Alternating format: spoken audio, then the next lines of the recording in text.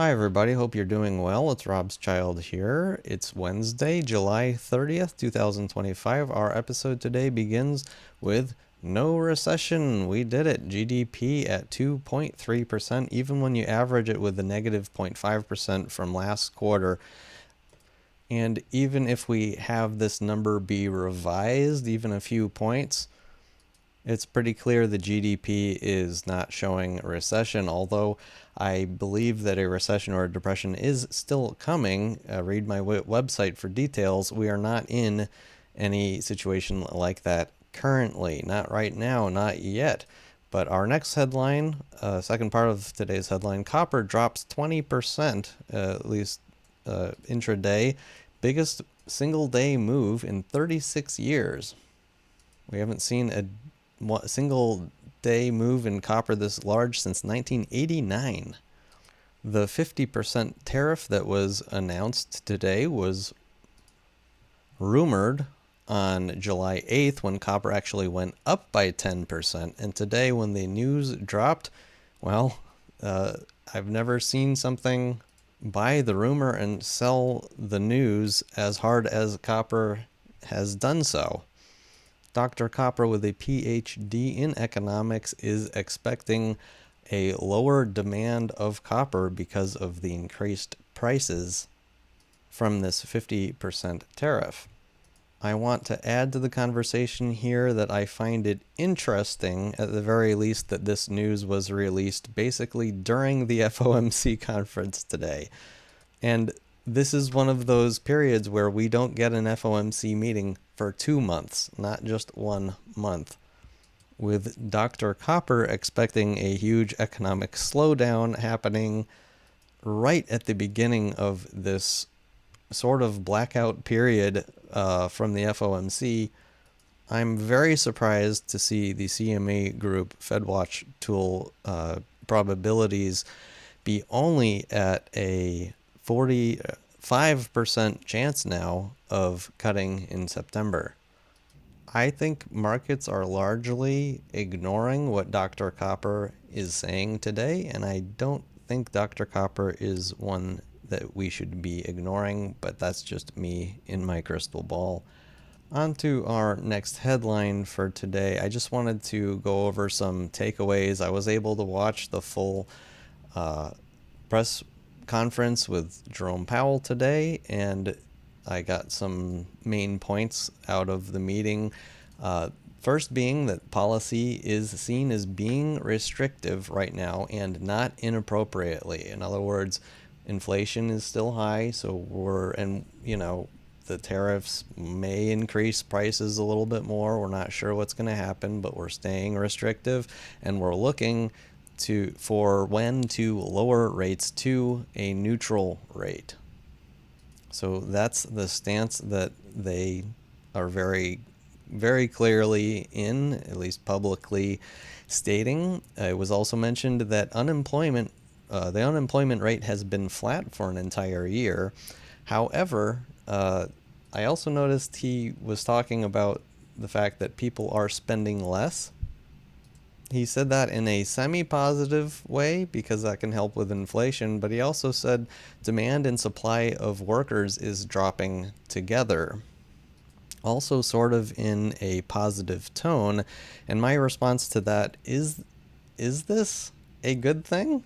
I mean, Powell seems to think so, and my statement on that is I hope it doesn't drop to zero, because if the demand and supply of workers goes to zero, that could be a really bad thing.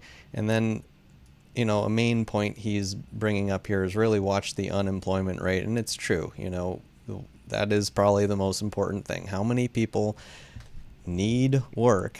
They go out into the world and say, hey, I need a job, I need money, and they can't get a job. That's what the unemployment rate represents. We get that report on Friday.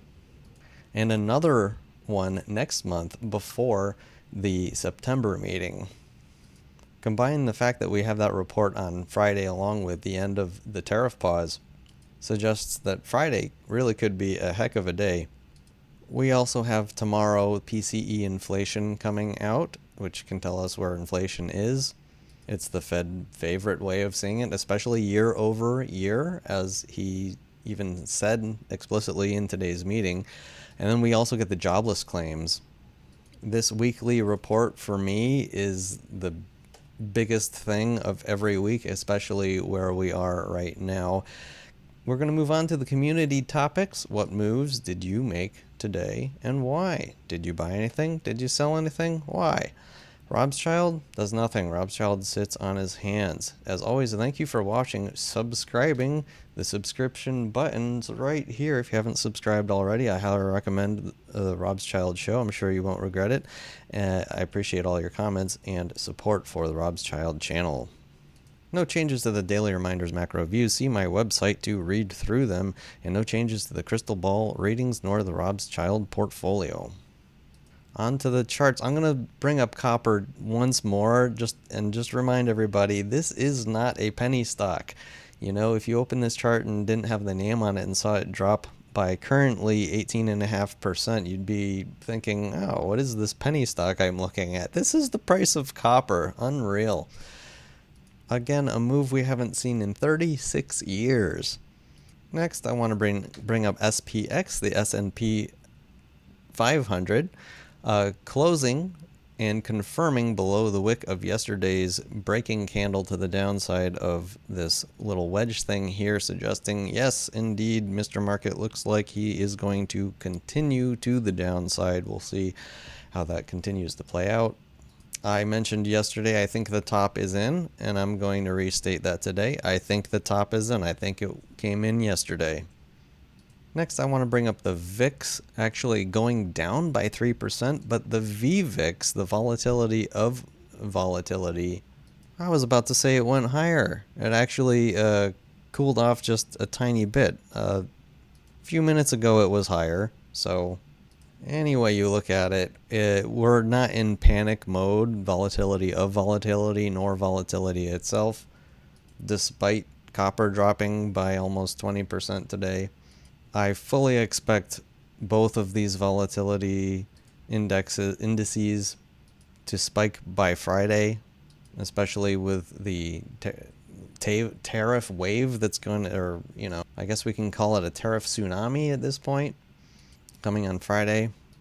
TLT, my favorite place to be. I wanted to note that this little inverse head and shoulders right here that we broke through yesterday, we tested the line and we went back up, and it is a green candle. The bulls in TLT from a day-to-day basis are in strong control of this market. Powell talked about the break-evens and inflation rate, as he often does.